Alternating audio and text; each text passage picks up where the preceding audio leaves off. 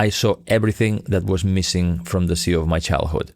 I saw the groupers, octopus, lobster, scorpionfish, schools of sea bream, schools of sea bass. And wow, this is what I was missing just because I was swimming in a place that was unprotected.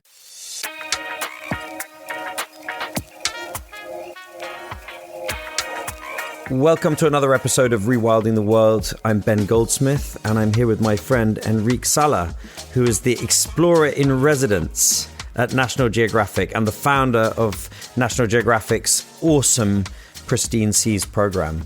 We have a lot of real nature heroes on this series. Enric, I think, might be the greatest of them all, because since he founded Pristine Seas, having transitioned from being a biologist documenting the decline of the seas to an activist working really hard to restore them, Enric has spearheaded the creation of 27 marine reserves around the world, which is safeguarding now 6.5 million square kilometers of ocean. That's an area the size of the Amazon. So Enric's work, blending exploration, research, media, policy, collaborating with local communities and governments to establish no-take marine reserves, have led to unbelievable ecological recovery on an almost unimaginable scale. So Enric is my friend. We've known each other a long time, but I'm still hugely in awe of him, and I'm so lucky and happy to have him on the podcast here now, especially given that the film Ocean, David Attenborough's perhaps greatest and most important piece of work, is out now in cinemas. So Enric, thank you so much from just across London for joining me on the podcast today. What an introduction. Thank you so much, Ben. I'd like to start with good news. We got 2 more marine reserves, so it's 29 we have helped to protect. Growing up in Girona and Spain's Costa Brava, you told me that you always had a fascination for the sea and for marine wildlife, and you began your career monitoring and studying wildlife beneath the waves. When did you go from monitoring decline to wanting to do something about it and formation of pristine seas and so on? Well, when I was a kid, I wanted to be a diver in the Calypso, in Jacques Cousteau's boat. And I was born too late for that, so I became a marine biologist, a diver. I moved to La Jolla in California, where I became a professor at the Scripps Institution of Oceanography. And I was teaching and I was doing research on the impacts of humans in the ocean, the impacts of fishing, impacts of global warming. And one day I realized that all we were doing with all these scientific papers we were writing, we were saying the same thing, that we were killing ocean life faster than it can reproduce. And we were just saying the same thing over and over with more data. So I felt like I was just rewriting the obituary of the ocean. And that day when I realized that, I decided to quit academia and become a conservationist full-time. And is it your view that overwhelmingly the biggest issue is not only overfishing, but the method by which we inflict this overfishing? Because we talk about plastics and pollution and all these other issues that are affecting the ocean. What's your view about fishing as the largest of them? Well, historically, fishing has been the largest and greatest threat to marine life, for sure. And now, of course, we have global warming, which makes the ocean warmer and more acidic, and pollution, especially plastic pollution, has become absolutely enormous. But overfishing is the threat that we can take care of most easily. And yes, you're right. Not only we're taking fish out of the ocean faster than they can reproduce, but also the way we fish, like bottom trawling, scraping the sea floor with huge and heavy nets that kill everything on their path. It's a medieval practice. Yeah, and of course, by removing the fish and biomass generally from the ocean, we deprive the ocean of its own natural resilience and its own ability to help us in tackling this big threat around ocean acidification and climate change and so on. You're absolutely right. When you talk about resilience, when I started at Pristine Seas, the first expedition we did was to the Southern Line Islands, 5 uninhabited islands that belong to the Republic of Kiribati, pronounced Kiribati, in the South Pacific. We found the most pristine coral reef ecosystems. We worked with the government of Kiribati. They protected 12 miles, the territorial waters around the islands, and we thought, wow, we saved this pristine place forever. But then, in 2016, the world experienced the greatest marine heat wave. And that heat wave killed half of the corals, even in the most pristine, best protected place in the Pacific Ocean. But we returned 4 years later, and I remember being afraid of not knowing what we were going to find, I jumped in the water, I looked down, and I thought to myself, was there ever any heating here? Was there ever any coral bleaching? The corals had come back completely, fully, because the place is protected, the fish abundance is off the charts, and the fish are doing their jobs. They keep the reef clean and they allow the coral to come back. So yes, if we have protection, if we have biodiversity, that helps the ocean be more resilient. And for you, the biggest answer is marine protected areas and no-take zones. Yep, that's it. It's not the only solution to the ocean because, as you mentioned, plastic pollution requires other solutions. Global warming requires implementing the Paris Climate Agreement. But for restoring marine life and all the benefits that marine life provides to us humans, the proven most efficient and successful way is no-take areas, where we step aside and let the ocean heal itself. And what are the results? I mean, give me an example. When you first participated in the establishment of a genuine no-take zone, what were those results that struck you so hard that you want to devote your life to establishing these all over the world? Well, it was even before I started working on ocean conservation.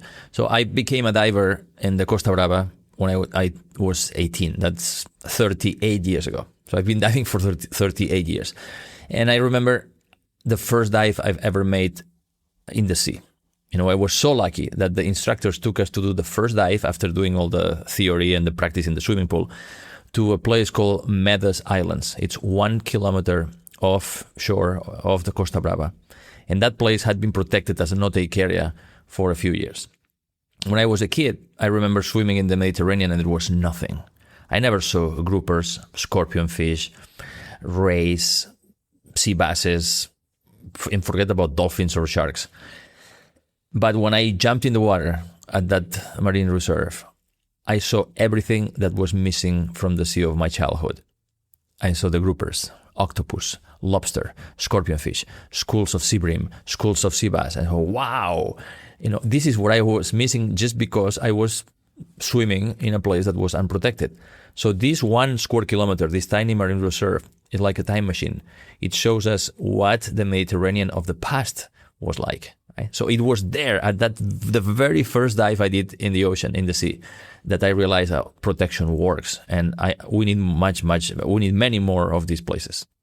But on paper, at least, there are marine protected areas everywhere. I mean, the percentage of, in inverted commas, marine protected areas around the world seems to grow every year. We have a whole bunch of them around the island of Great Britain, but most of them aren't no-take zones. So what's your view on that? Like, what makes for an actual marine protected area? Does it even count in terms of marine biodiversity recovery if it's not a no-take zone? If it's not a no-take zone, it doesn't deliver all the benefits that it can bring. Today, about 8% of the ocean is in marine protected areas, but only 3% is in no-take areas. And as you said, the UK, more than 3/4 of the marine protected areas allow commercial fishing, including the most destructive practices of all, dredging and bottom trawling. These areas are fished so heavily that they are not different from unprotected areas. Even in some protected areas, there is so much bottom trawling that the abundance of the species like sharks, skates, and rays that the protected areas are supposed to protect, the abundance of those vulnerable species is lower inside the protected area than outside. It's absolutely crazy. So even though legally these count as protected areas because the government designated them by law, they shouldn't count because they don't protect anything. They don't deliver any benefits to fishermen, to the coastal communities, to tourism, to climate. Which begs the question, how can they be called marine protected areas at all? There was a study recently here in Britain that showed that wildlife abundance was lower in both marine and terrestrial protected areas than outside. This is a problem that recurs both on land and at sea. It seems like we are unwilling to spare even relatively small percentages of land and sea specifically for nature. And so how do we overcome this? Like you then... You went to National Geographic and said, I want to establish a program with you in partnership. So how did you persuade them to do that? And then what was the modus operandi of Pristine Seas that has been so phenomenally successful?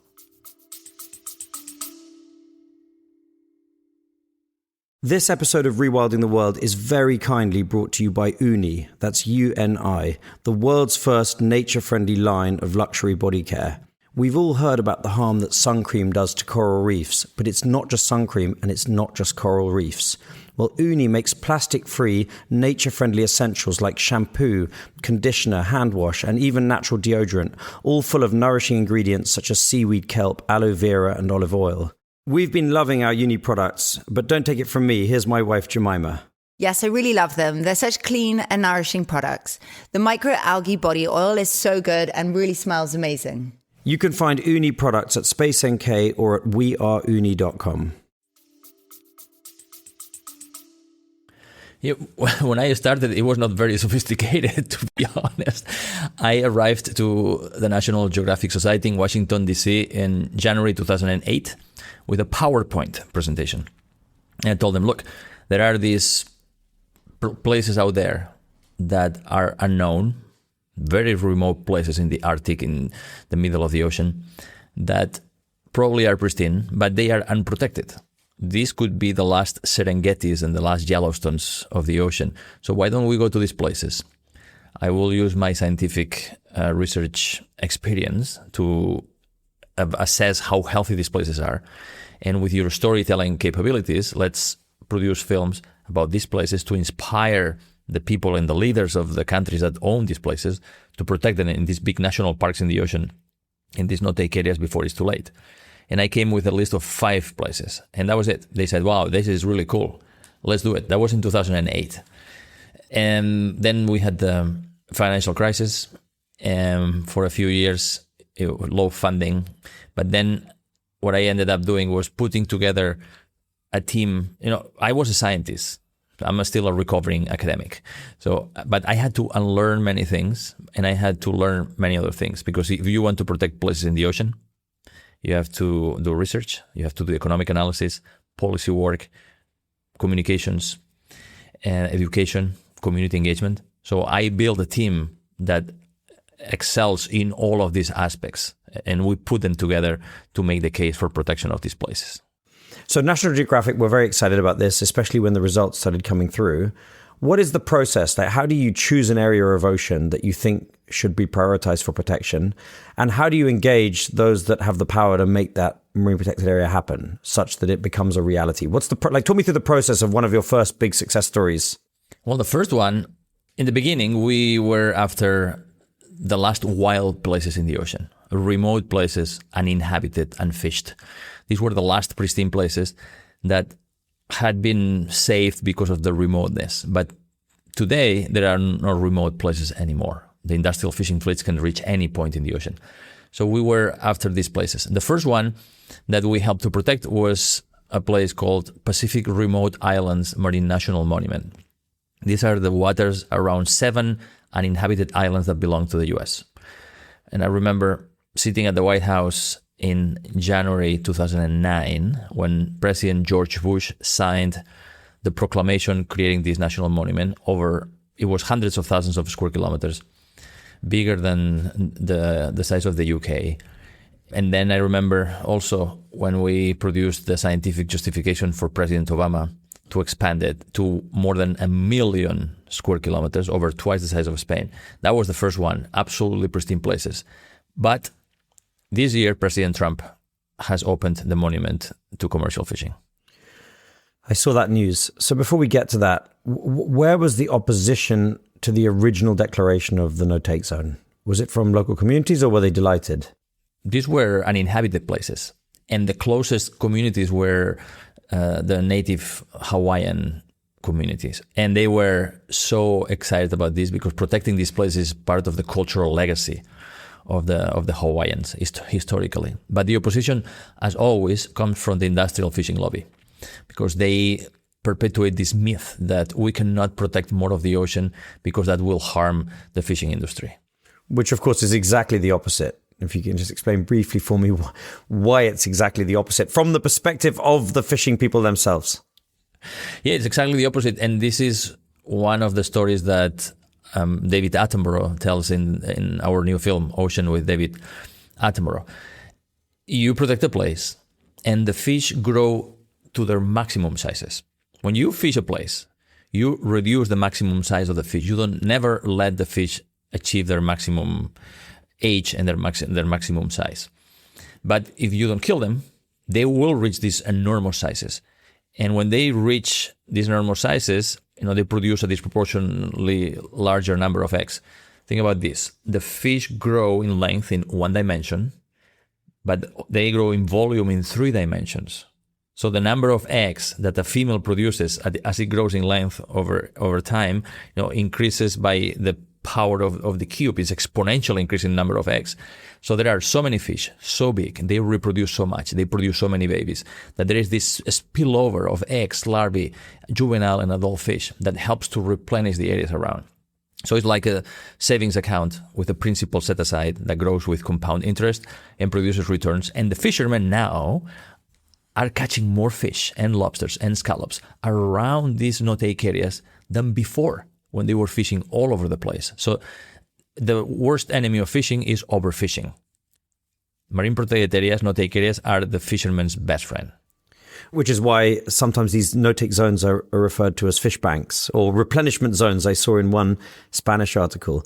But isn't there an inherent conflict between more local, smaller scale fishing and the larger industrial fleets? Because the larger industrial fleets travel the world's oceans and they may not visit the same place twice. They just want to come through, take what they can, and then they move on.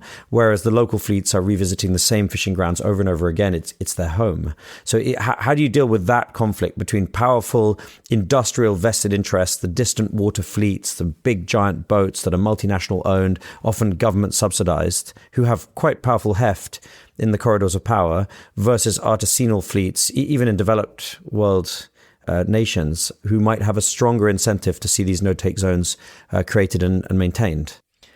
I think you explained it very eloquently, Ben. It's exactly what's happening. In the film also, in the ocean film, there is a segment of Liberia, and you see these small-scale fishermen with canoes surrounded by Chinese trawlers. And a local fisherman explains how they are not, since the trawlers came, they are not catching anything. And these distant water fleets are basically stealing food away from local communities at the scale of over $2 billion every year.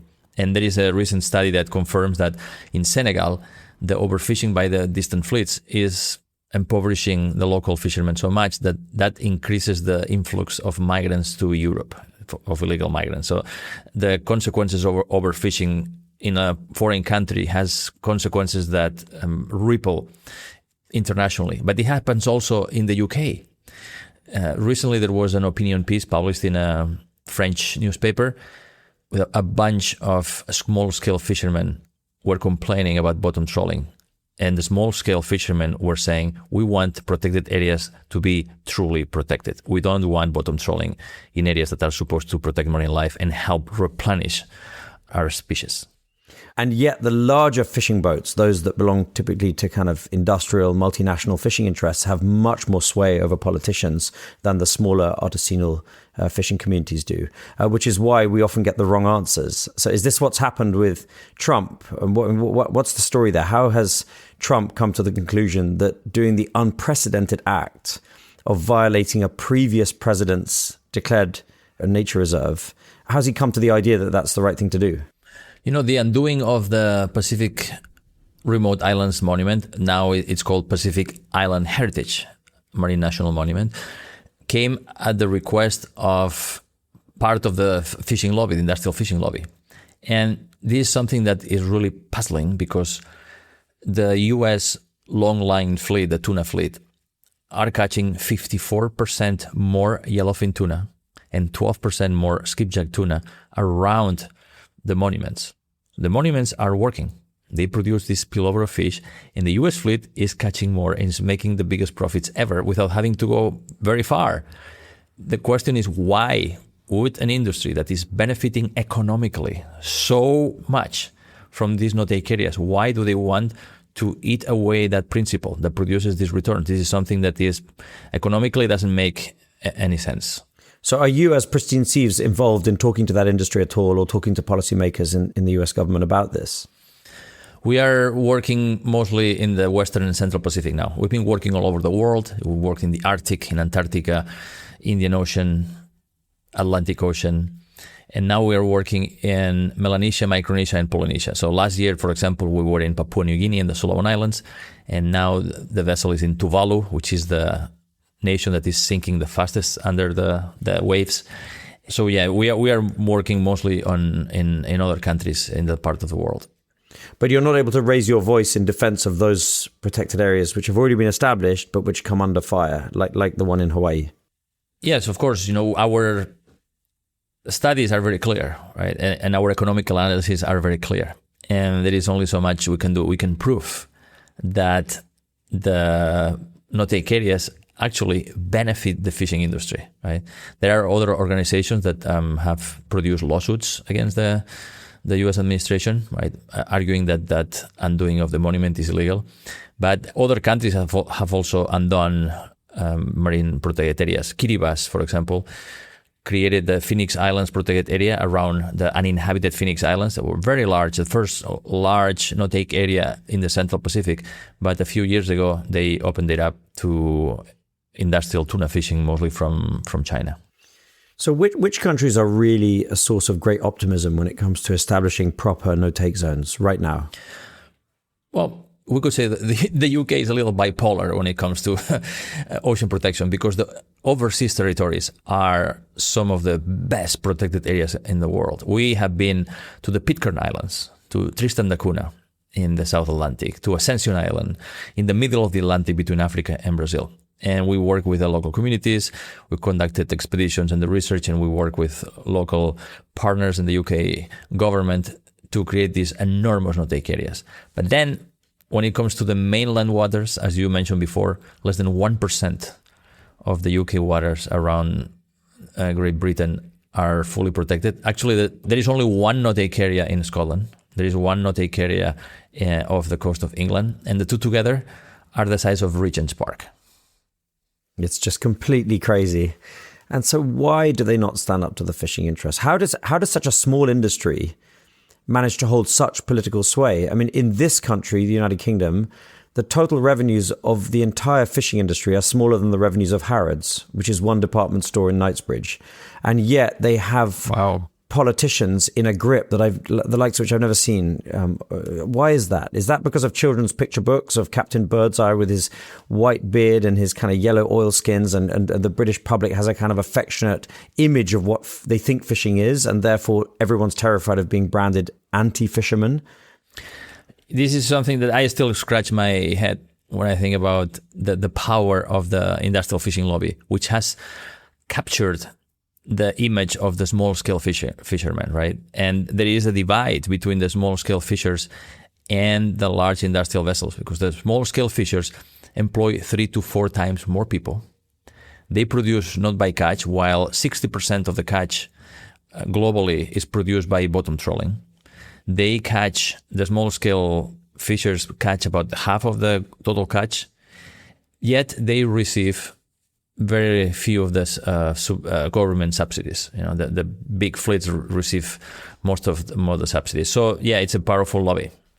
Yeah, I mean, the small-scale fishing fleets in the UK receive a single-digit percentage point of the quota.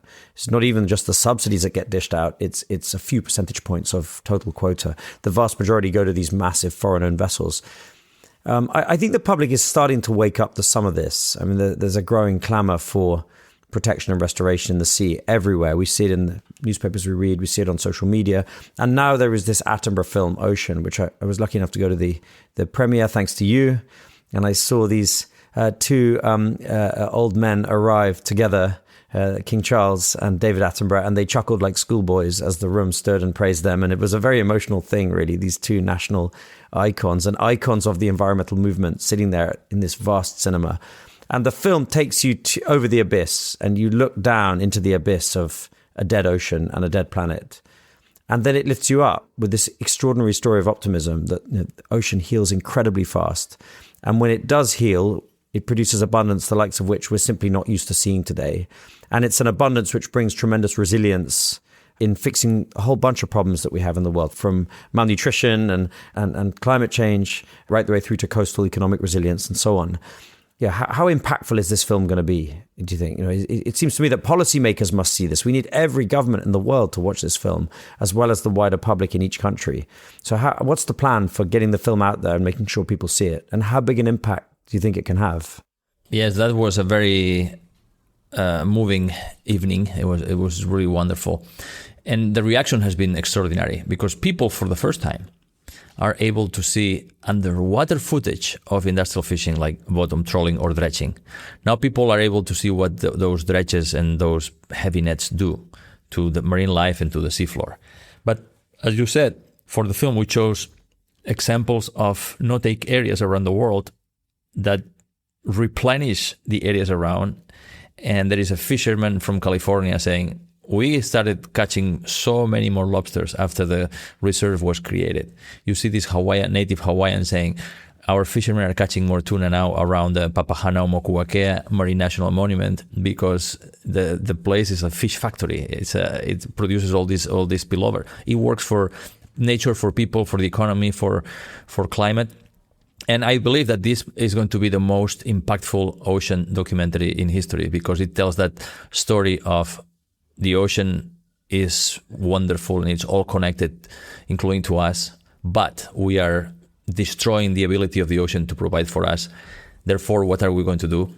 What we're doing in a few places, these no-take areas work. We just need to replicate them. And the countries of the world, including the UK, which was a champion for this, agreed to protect at least 30% of the ocean by 2030. So what's the plan specifically for getting the film in front of politicians? We already are planning a series of government screenings to make sure that the politicians and industry leaders watch the film, and then let's have discussions, right? Because when they see the impact of industrial fishing with their own eyes, and they are able to witness, the greatest natural history storyteller, Sir David Attenborough, show these cases of success, of replenishment, of regeneration, and the argument is so powerful that the footage of industrial fishing hit you in the gut. And then the footage of the reserves that recover marine life and the fisheries around them that hits your heart. And then we have already the science and the economics, which is the stuff for the brain, right? So this powerful combination, we are confident that is going to help us advance in protecting much more of the ocean. Yeah, I agree with you. This film is really something. It felt to me like a moment in history. Like I imagine it may have felt in the 1970s when the nations of the world came together to bring about an end to industrial whaling, just in the nick of time before the whales went extinct. And now we have tremendous recovery of at least some of the populations of whales. Humpbacks are almost back to pre-whaling levels, for example. So I have the same optimism that this can make a huge difference, this film.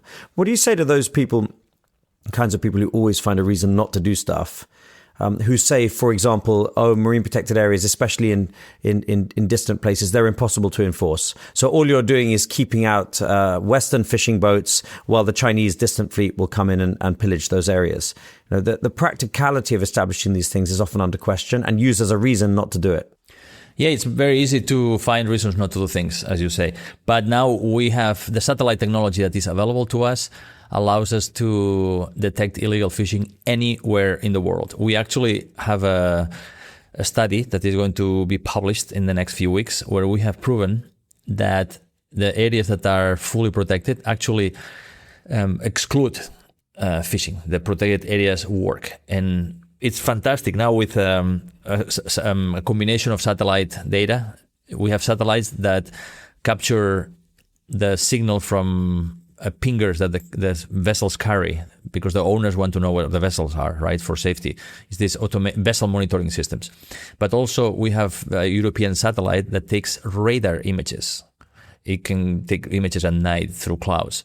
And then we have satellites that take photographs. So combining all of this, we have been able to develop a methodology that allows us to detect every single vessel, even if they don't have the satellite pinger or turn it off. We are able to detect that dark vessel. So the eyes in the sky now allows us to monitor it so the bad actors cannot escape anymore. Is that Global Fishing Watch? That's Global Fishing Watch, yes. And I'm a trustee of Global Fishing Watch, so I'm not unbiased. Yeah, it's an extraordinary a technology that is available online for everybody for free. So what do you do if you have the data? I mean, how can Kiribati do anything about a bunch of giant Chinese vessels infiltrating their marine protected areas? Even if they have the information, even if the US has the information, what can they do about Chinese fishing vessels 2,000 or 3,000 miles offshore? Well, Kiribati might be a bad example because they opened up their largest marine protected area to fishing by Chinese vessels. But in any country in the Pacific, for example, they do have the technology because most of these countries are selling fishing days to bigger nations so they can catch tuna in their waters. So they monitor the tuna fishing activity very, very closely. Then the enforcement is the issue, right? And most of these countries don't have a navy. But there is something called the Port States Measures Agreement, which is an international agreement where if you detect illegal fishing activity in your very remote marine protected area, but don't have a navy to intercept those illegal fishers, then when that vessel goes into my port or a port of any other nation that is part of the agreement, we will enforce for you, right? So you don't need to catch the illegal fishers on the spot. There are ways to monitor the movements and enforce and apprehend them later. Enric, in your belly, do you think we're going to get there? At heart, are you an optimist that the world is going to figure out that these marine protected areas, the proper no-take zones, that they work and that they need to be established at scale in a coherent and properly enforced manner, covering at least 30% of the world's sea? Do you think we're going to look back when we're old men and think this was something that worked, that happened? I already feel like an old man sometimes. This is challenge. It's so heavy. I believe it's possible, yes, because we're working with countries now. In the beginning, we started going after the last wild places in the ocean. Now nations, governments invite us to go to their waters to help them identify which is the 30% of their waters that would be best to protect to achieve multiple benefits. Countries have already achieved 30%. Countries like Palau, Niue, Chile, Costa Rica, Colombia, Seychelles, and a few others.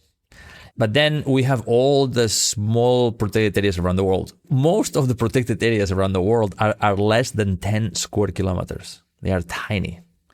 Right? These are the areas that are on the coast of the world, around the Mediterranean, around the coast of the UK. And my wonderful wife and your friend Christine Regberger just launched an initiative called Revive Our Ocean, which helps to inspire, enable, and equip local governments and coastal communities, including fishing communities, to create their own marine protected areas as regenerative businesses, because they are good businesses. Imagine if every coastal town on the planet had their own marine protected area, in the same way that they have a post office, they have a marina, hotels and restaurants. This should be the norm, because these protected areas are good businesses. They help the fishermen. Protected areas are not anti-fishing. They are pro-fishing. Conservation and fishing want the same: more fish, more abundance, more health of the ocean. Enric, you're a complete hero. It's such a joy to talk to you. The National Geographic Pristine Seas initiative is just truly awesome, what you've achieved so far. I hope you can do it tenfold in the next 10 years. And I really strongly urge anyone listening to this podcast to go immediately, cancel what you're doing, and watch the film Ocean, David Attenborough's masterpiece, because it's breathtaking. And Enric was deeply involved in the creation of that film, and I think it's one among many of his great achievements. Thanks, Enric, for joining me. Thank you so much, Ben, and the admiration is mutual. For rewilding the land, what you are doing is much more difficult because it requires to be more hands-on. Rewilding the ocean, the best way to do it is to stand back, and the ocean will bounce back to life.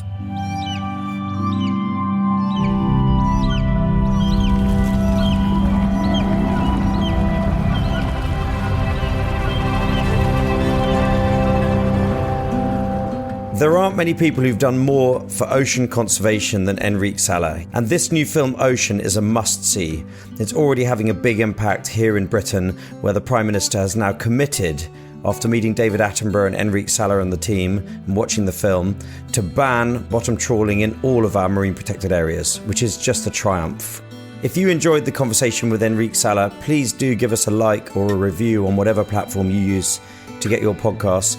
and tell your friends and colleagues about Rewilding the World. And if you're a student, I've met several students who love the podcast, maybe consider posting this to a notice board or something. I'd be hugely grateful.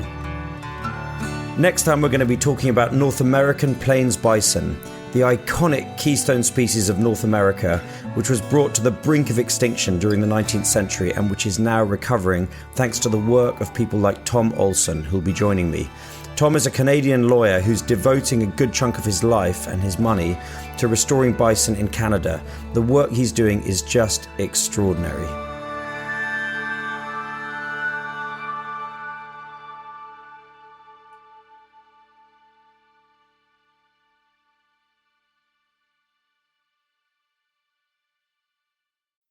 You already know that this isn't about one species. It's about systems, interdependence, collapse.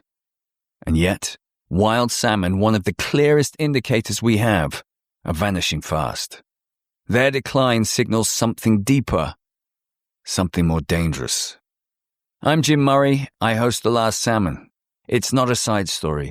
It's the biodiversity story that everyone like you should be listening to. Season 2's out now. One of the best ways to support rewilding is to go and visit rewilding projects on the ground.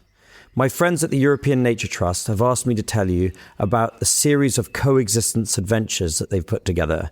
They're designed to give you the best chance of seeing Europe's most iconic species: bears, wolves, lynx, and so on. All of these are on the rise in Europe because of rewilding projects. These trips are hosted by expert guides and conservationists, and most importantly, the European Nature Trust is giving half of the revenues directly to the foundations working on the ground to restore wildlife. I'd love you to check out these coexistence adventures at the European Nature Trust website.